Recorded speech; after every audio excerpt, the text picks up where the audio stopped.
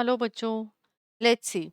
The question says white phosphorus catches fire at room temperature, whereas red phosphorus does not explain. Phosphor bronze is an alloy of copper, tin, and phosphorus. Which properties are imparted to the alloy by adding phosphorus? अब देखिए बच्चों, यहाँ पे इस question का जो की concept है पहले हम वो समझते हैं। फर्स्ट पार्ट में वो क्या कह रहा है कि व्हाइट फास्फोरस जो है वो इजीली फायर कैच करता है where compare to the red phosphorus. तो देखिए, जो फास्फोरस हो गया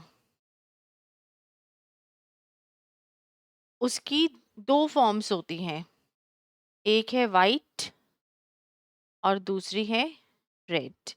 वाइट फॉर्म जो है वो रिएक्टिव फॉर्म बोलते हैं हम एट द रूम टेम्परेचर, और इसको हम बोल देते हैं कि ये कंपैरेटिवली लेस रिएक्टिव है at the room temperature. B part का अगर कॉन्सेप्ट में देखूं तो देखिए एलॉय क्या होता है। एलॉय बेसिकली होमोजीनियस मिक्सचर होता है ऑफ टू और मोर मेटल्स या फिर मेटल एंड नॉन मेटल्स। ठीक है, अब जो इसका फर्स्ट पार्ट है, फर्स्ट पार्ट क्या कह रहा है कि व्हाइट फास्फोरस जो है वो फायर इजीली कैच कर लेता है। तो देखिए जो व्हाइट फास्फोरस होता है, व्हाइट फास्फोरस जो है वो हाईली रिएक्टिव है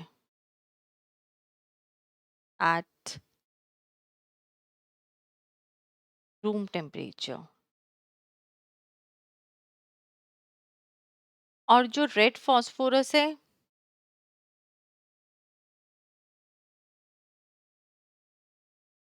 वो कम रिएक्टिव है एट रूम टेम्परेचर।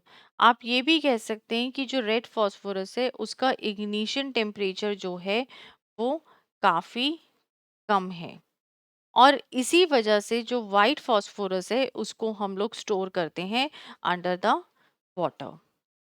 दूसरा बात, जो क्वेश्चन ने बोला हमें कि फॉस्फोर ब्रोंज जो है वो एलॉय है कॉपर टिन फास्फोरस का, तो कौन सी प्रॉपर्टीज जो हैं वो इम्पार्ट होती हैं बाय एडिंग द फास्फोरस। तो देखिए जो प्रॉपर्टीज यहाँ पे इम्पार्ट होती हैं इसमें वो क्या हो गई, एक तो स्ट्रेंथ, फिर करोजन रेजिस्टेंट,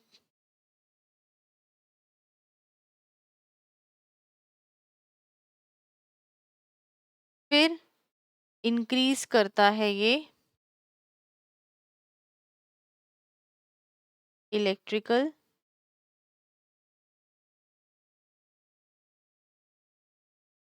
कंडक्टिविटी, और इम्प्रूव करता है इलास्टिसिटी ऑफ मटेरियल।